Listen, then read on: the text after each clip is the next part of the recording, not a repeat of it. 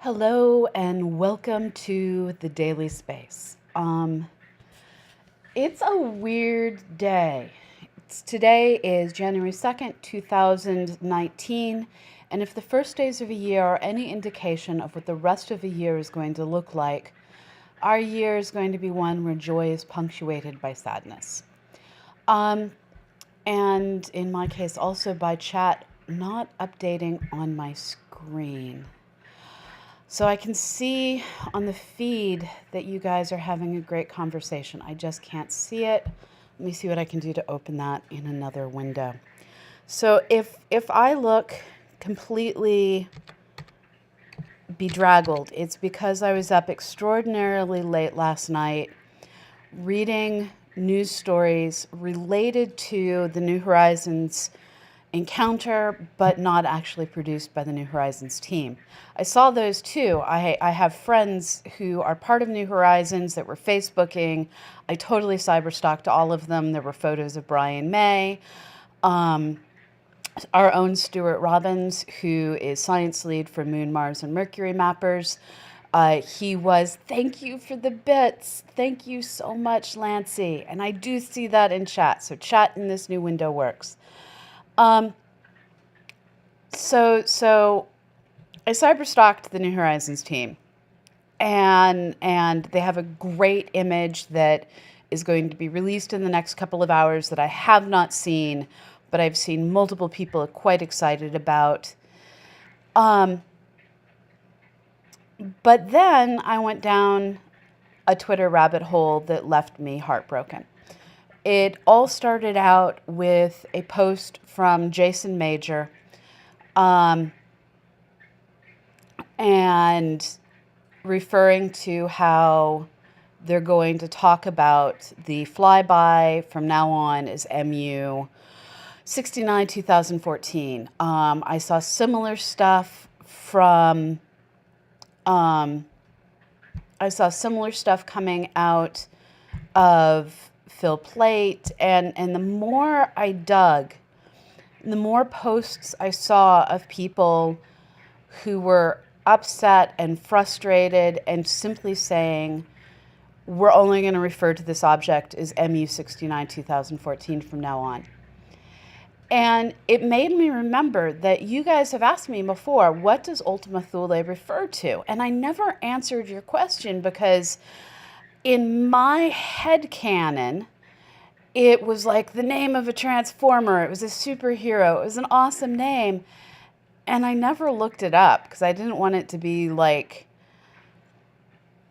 some random Viking ice garden. That was bad on my part.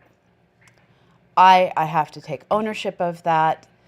And what I learned last night while doing a lot of reading is that I'm probably not the only one that was like, that's an awesome name. Don't look any further. So the way that they came up with this temporary name, it is not not IAU approved name.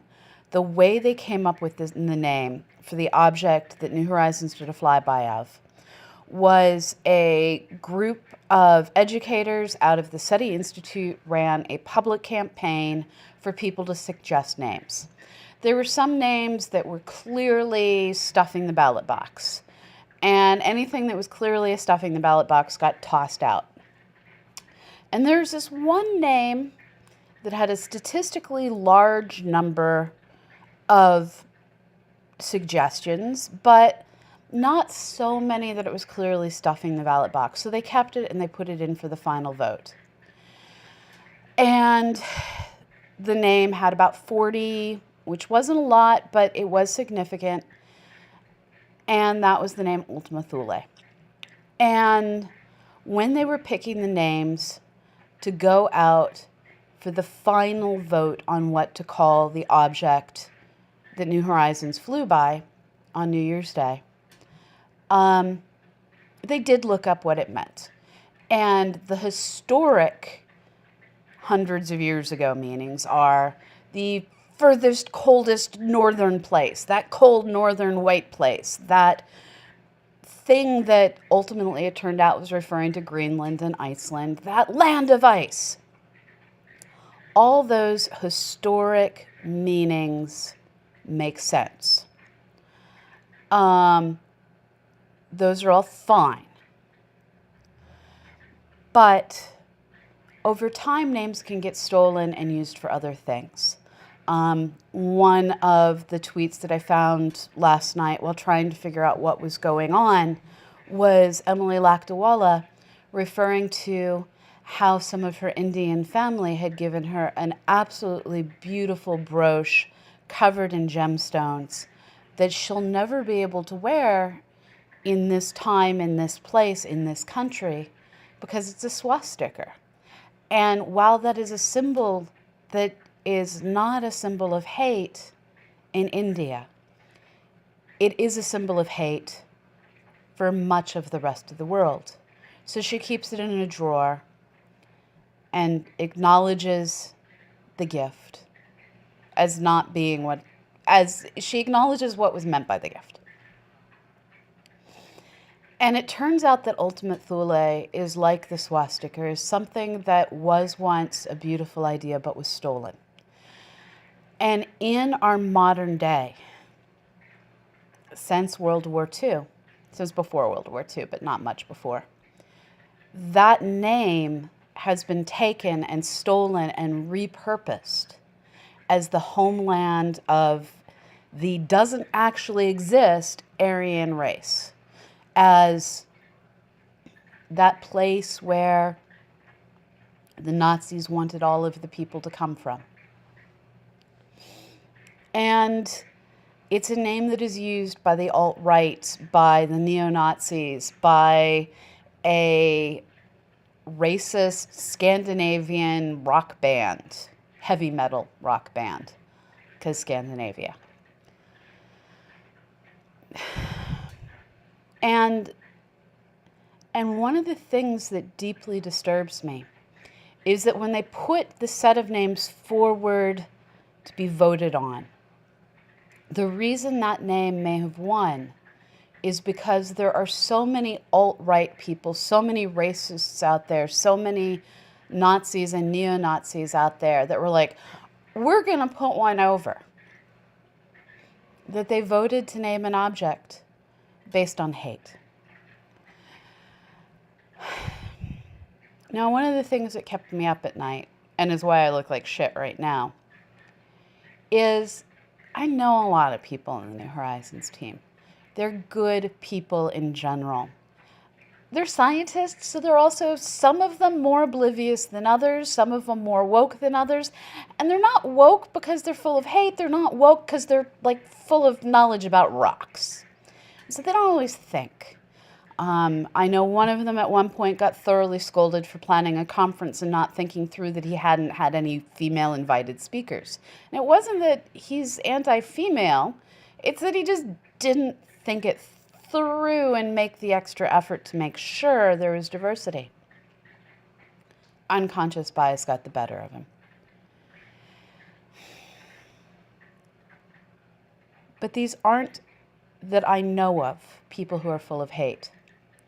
But they are people who are occasionally full of oblivious. And they knew when they selected this object's name that it had this other meaning.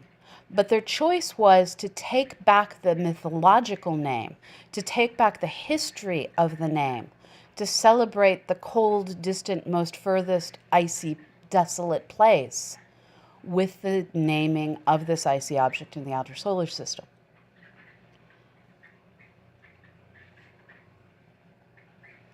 But you can't always do that. And so last night, the entire science communications community kind of had a meltdown of, oh, expletive. Only one of us did their homework, and we all ignored her story in Newsweek that came out last March that talked about this. Because it was a cool name. Why look it up? Why ruin the awesome? We're human. We screwed up. And hopefully IAU will name this object quickly. Because MU69 2014 is all kinds of awkward. But it's what we're going to go with from now on. And just before I went live with this show, I was listening to NPR. And I'm not at all sure what I was listening to on NPR. I just flipped on the radio. And one of my friends who's out on the East Coast, Emily, I'm not going to out her last name in case I don't know how she felt about the interview she did. I thought it was awesome, and everything was going along cheerful and beautiful, talking about the science, and then they asked her about the name. And you hear her voice kind of stop and change, and the joy fall out of her. Because she had to acknowledge that yesterday they all woke up to realize, ah, shit. This is now going to dominate the story. And I'm hoping it doesn't dominate the story. But I wanted you to know why we at CosmoQuest are, after this broadcast, only going to refer to this object as MU69 2014. It's because hate has no place in science. Connotations of hate have no place in science. And we want this to be a place where no one hears that name and thinks expletive Nazis. No one hears that name and thinks expletive racist heavy metal rock band. We want everyone to be here, to believe in science, to know all are welcome, no matter their color, orientation, any of those factors that people find to base hate on. Everyone here can participate in science. Everyone here deserves love, deserves respect. And we're going to try and make this a place where we focus on the science and only the science, and we build a community around that. So yeah, mistakes were made. And we're going to try and stop them here and move on focused on the science. So I'm now going to get off my soapbox. I'm going to let you know that later today, tomorrow, depending on your time zone, China should be, according to the timelines I've seen, trying to land a lander on the far side of the moon. This is Chang'e 4. They have a relay satellite in orbit. China doesn't do their stuff live. So hopefully tomorrow we will be focusing on Chinese exploration of the far side of the moon, for which I, for one, am very excited. In roughly 45 minutes, I think I may be time zoning wrong. It's either 45 minutes from now or an hour and 45 minutes from now. We will be receiving, and I'm going to look this up, we will be receiving the images that were downloaded last night and processed overnight by the ever sleepless and hardworking young folk at New Horizons.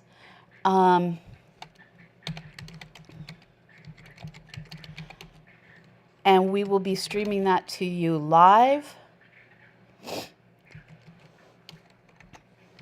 And in addition to that, we are all working our butts off over here to get the main CosmoQuest sites to no longer say it's maintenance mode messages, but to instead show you an awesome new website. I do have the ability to give you a preview of what is to come. So this is our new, not yet complete homepage for CosmoQuest.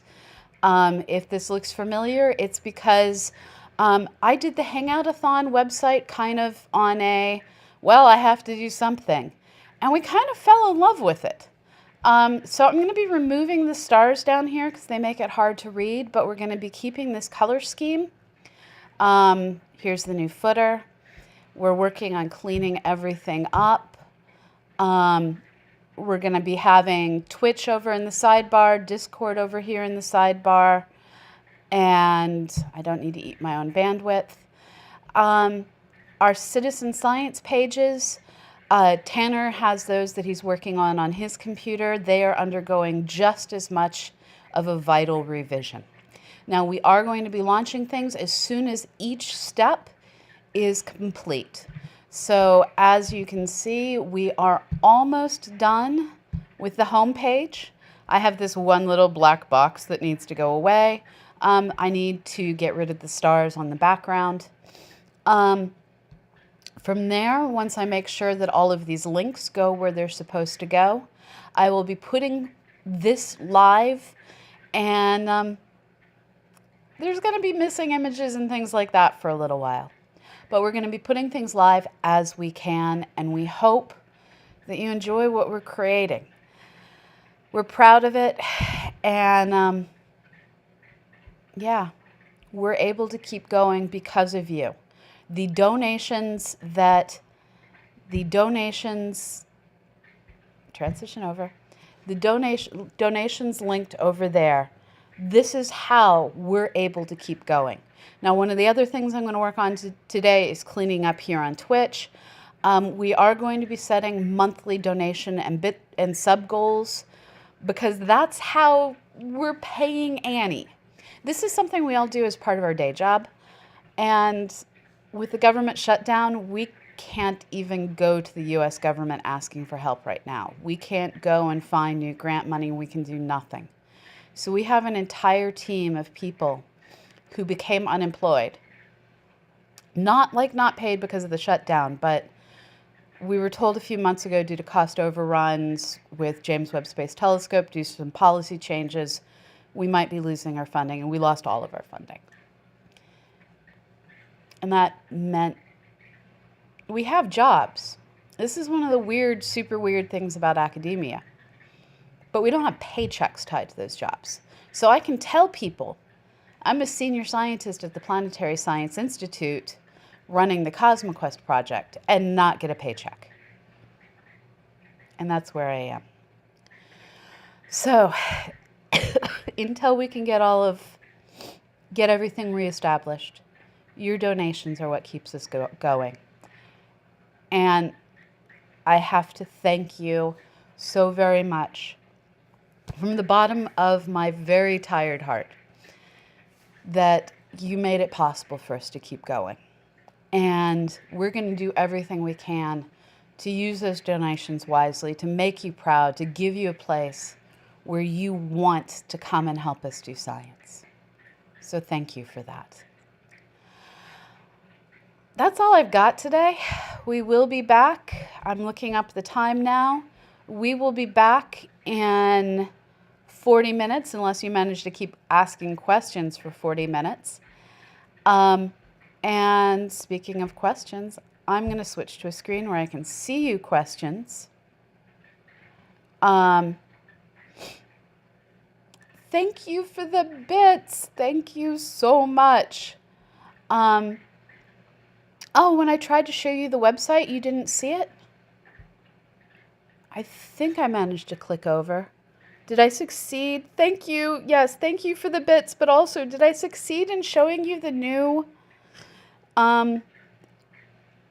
website?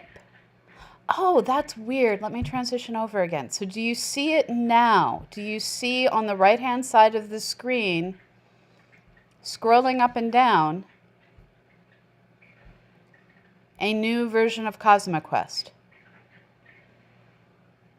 Yes, so that's all I was trying to show you. That is our new website. So our new website is very, very similar to our Twitch layout. Here is what a standard page will look like. You can see we have the Discord over on the right, Twitch, stop streaming Twitch, advertising our podcasts. I'm still working on adding images to things. Let's see, where did I do one? So if you go to forum, oh, that link isn't updated on here. Okay, let me go to the, yeah, that is the correct link. Sorry, I renamed this link 4 times last night. So I'm going through, I'm making sure people know that, like, we have Discord, we still have the CosmoQuest forums, Weekly Space Hangout is awesome, SciStarter is one of our partners. And don't forget, you can get involved in the real world. And this is what we're working on creating. And as soon as I have all the links checked out and make sure all the ghosts in the system have been deleted, we will be putting this live. Then as soon as we double check that all of the citizen science projects are working, we'll be putting those live. And as soon as we're done with Glacier Lakes, we're going to be putting out a press release and celebrating. There's probably going to be some very fine adult beverages and more science. Keeps coming because you helped us. And once again, I'm talking to the camera and you totally can't see me. Once again, thank you from the bottom of my heart. You've made it possible for us to keep doing science. We wouldn't be here without you. So thank you. So that's all I've got. Any questions? If not, I'm going to go work on recovering. Eddie definitely has opinions. A tumbleweed of dogs just totally rolled into the room. Yeah, Veronica, so you can go hang out on Discord and avoid the real world. I, who was up far too late last night, am probably going to go clean up some. I literally got out of bed 10 minutes before this show went live. Yeah. Yeah, support the Minor Planet Center as well. There's so many of us that are struggling. Yes, we are 35 minutes away from, this is actually, so I just want to make this clear. Thank you, Fenrig, for your 7 months of subscriptions. Thank you so much. Thank you. Thank you. It's really appreciated. So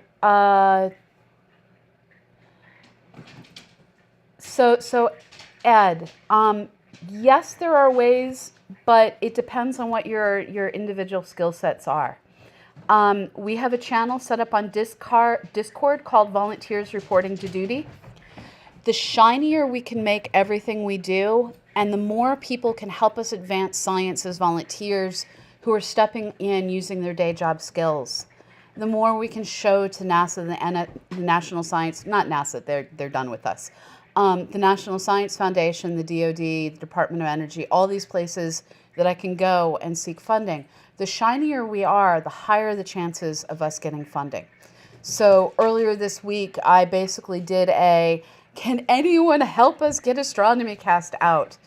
And Keeper of Maps, dear God, he stepped in and he rescued a hard drive with mad AWS skills I didn't even know existed and were an option to have. So yes, there are lots of ways you can help. Join in on that Discord channel. Every time I find a way that people can help, I ask there. And if people say, hey, I'm a foo, can you use foo? If the answer is yes, I'm going to say yes. And the kinds of things that we're looking for are greatly varied. So please. Fenring, actually, CGI skills are something we totally need. One of the things that I've had a ton of people ask for that we haven't put together yet is a new promo video. So let me see if I can show you our existing promo video. This is going to take me a moment of fussing with Loopback to get you the audio abilities for it. So we have a very out-of-date promo video that we need to update. And it's not so much CGI as it's just like flat-out animation skills that we need. Let me grab the page and I'll show you. Hold on.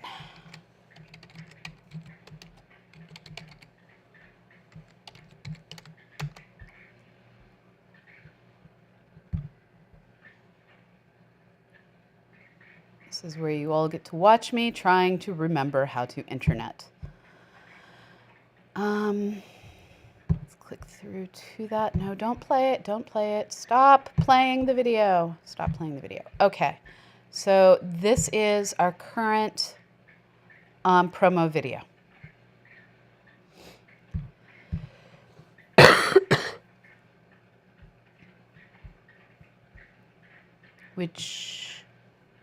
Okay, let me stop this because the music is something I'm really proud of, and get the audio going through.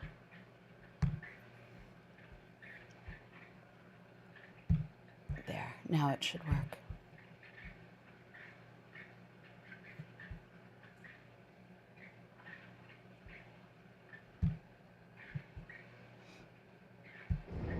There. Ignition sequence start. 6, 5, 4, 3, 2, 1, 0. All engine running. Liftoff.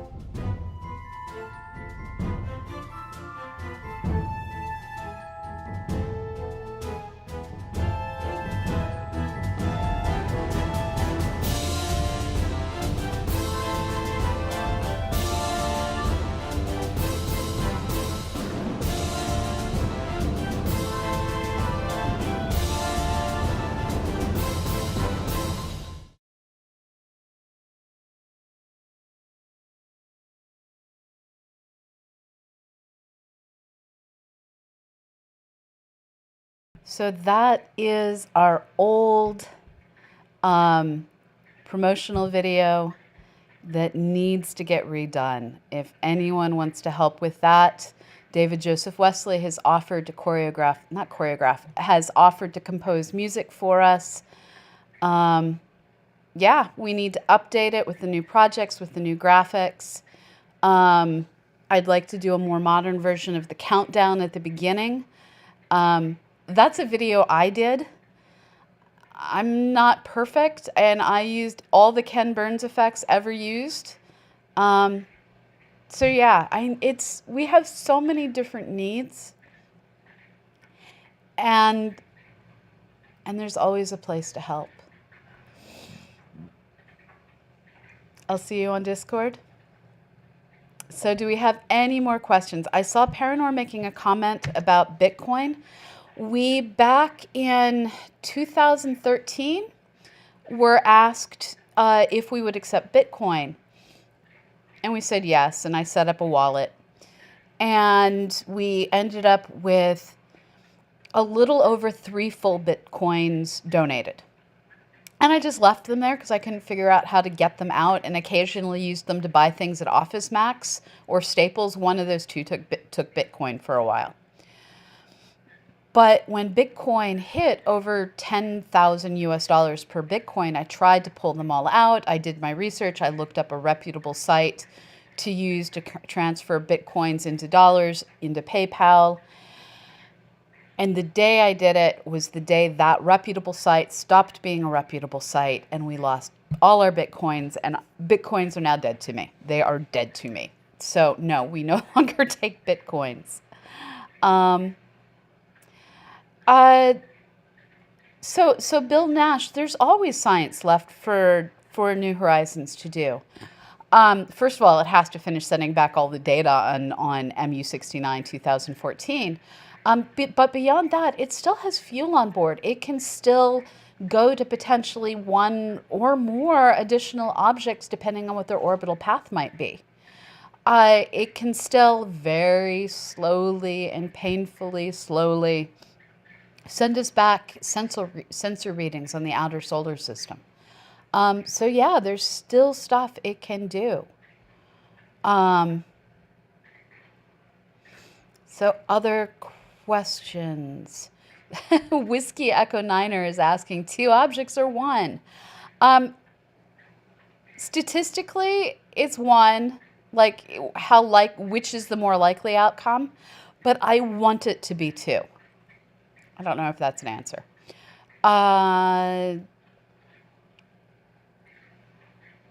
Oh, thank you, Ed, I'm just scrolling back and noticing that the Bitcoin question originally came from Life Taking Biatch. Yeah, so we used to take it. And then we lost it, and then I became sad. So yeah. Yeah, Sting Theory. Its data rates do drop as the square of the distance. It's not so much that the data rates drop as signal strength drops. And so we had the potential to increase our observing power, not observing power, our observing sensitivity. But no, it didn't. Yeah, in science, we're totally allowed to say, I don't know. One of the things that I constantly say, because it's true and I get frustrated when I don't know things, is scientists don't know it all, but damn it, we want to. And that's why we do science. It's to try and fill in those gaps of things we don't know. Yeah. Yeah, Hanny put it well. If we knew everything, we wouldn't need science. It's true. Yeah, just engineering. Okay, do we have any more questions out there? Science should be more honest than humans, Paranor, but the problem is that science is done by people. So science has, in its interim solutions, built-in human bias. Einstein thought that our universe shouldn't be expanding. That was his thought. So when his equations allowed him to have wiggle room on expanding, contracting, static, he put in a constant, lambda, that stayed the universe. His bias was in that result. And we see this over and over in things, where sometimes the methods we use aren't perfect. Sometimes the detectors we use aren't perfect. And in the errors, there's room to make mistakes. And if we don't correctly acknowledge those potential error bars, those potentials that our results aren't true, we will publish things, say things, conclude things that are reflections of our beliefs and not reflections of the universe. So yeah, science should be. And Paranor, peer review should keep us more honest. It also occasionally is full of human bias. There are problems with peer review where the bias of the reviewers takes a good paper and rejects it because the reviewer refuses to see the truth. Humans are small, broken things lying in the gutter, but some of us look at the stars. Anyways, we are now 25 minutes away from the press conference coming out of New Horizons. I want more coffee. I will be back at the top of the next hour, and we will find out, hopefully, if MU 69 2014 is one object or two, and hopefully even more than that. So go grab your coffee, grab your lunch, grab your dinner, grab your breakfast, grab whatever it is you need, because the science rolls on, and we will be back in 25 minutes. I will see you all on the other side. Bye-bye.